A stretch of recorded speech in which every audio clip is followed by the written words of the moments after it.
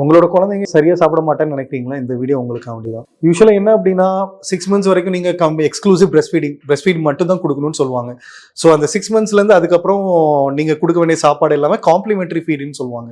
நீங்க அந்த transition face 6 மந்த்ஸ்லேருந்து breast ஃபீடிங்லேருந்து நீங்க அந்த காம்ப்ளிமெண்டரி ஃபீடுக்கு மாறும்போது நிறைய குழந்தைங்க நிறைய குழந்தைங்களாட்டே ஒரு 50-50 வச்சுக்கலாம். அந்த புது ஐட்டமை காம்ப்ளிமெண்டரி ஃபுட்டை அக்செப்ட் பண்ணுறதுக்கு கொஞ்சம் டைம் எடுக்கும்.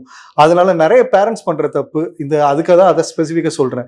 சரி, என் குழந்தைக்கு வயிறு நிறைய மாட்டேங்கி, கொடுக்குற சாப்பாடை சாப்பிட மாட்டேங்கி, அப்போ நான் பால் கொடுத்தாச்சும் வயிற்றை நிரப்பிக்கிறேன், பசியில் இருக்கக்கூடாதுல வயிறு நிரம்பணும்னு சொல்றதுக்காண்டி அவங்க கொடுக்குற தாய்ப்பால் இல்லை பவுடர் பால், ஹவுஸ் மில்க் அதையே கொடுத்து வளர்த்துட்டு இருப்பாங்க.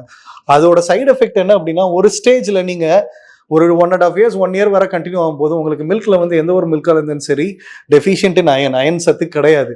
அப்போ நீங்கள் மில்கையே மெயினாக கொடுக்கும்போது காம்ப்ளிமெண்டரி ஃபீட் கம்மியாக கொடுக்குறீங்களா, அவாய்ட் பண்ணுறீங்க. இந்த மைண்ட் செட்டில் என் குழந்தைக்கு காம்ப்ளிமெண்டரி ஃபீட் பிடிக்க மாட்டேங்குது, அதனால நான் வயிறு நிரப்புறதுக்காண்டி நான் மில்கையாச்சும் கொடுத்துக்கிறேன் அப்படின்னு சொல்லி மில்க்கு கொடுக்குற போது ஒரு ஸ்டேஜில் உங்களுக்கு அந்த குழந்தைக்கு ரத்த சத்து குறையும் போது வெயிட் ஆப்வியஸாக கூட போகிறது கிடையாது. இந்த ஒரு பிரச்சனை நிறைய பேரண்ட்ஸ் அதான் பண்ணுறாங்க. சரி, இதையாச்சும் சாப்பிட்டு என் குழந்தை வயிறு நிறைஞ்சுக்கிட்டுருன்னு பண்ணிட்டு இருக்காங்க. அந்த தப்பை எப்பவுமே முதல்ல பண்ணாதீங்க.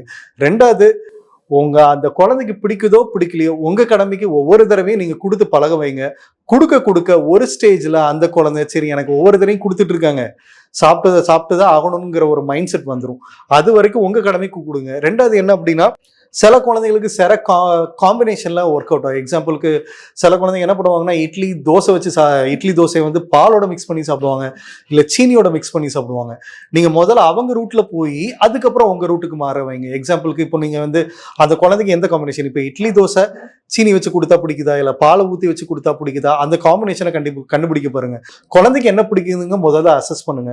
அதை அசஸ் பண்ணிட்டு அவங்க ரூட்ல போய் அதுக்கப்புறம் உங்க ரூட்டுக்கு மாற்ற பாருங்க. எக்ஸாம்பிளுக்கு தான் அந்த குழந்தைக்கு சீனி தான் பிடிக்குது அப்படின்னா, இட்லி தோசை சீனி வச்சு சாப்பிடுது அப்படின்னா தாராளமாக கொடுங்க.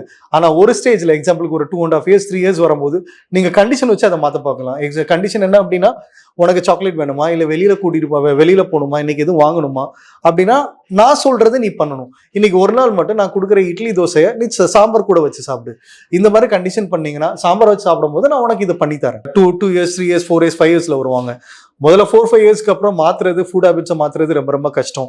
நீங்க எதை மாத்தணும்னு நினைச்சாலுமே அந்த 2 years 3 years 4 years கேப்ல தான் எல்லாமே எது இருந்தாலும் மாற்ற முடியும். அந்த டைம்ல நீங்க பண்ண வேண்டியது முதல் கண்டிஷன் வச்சது.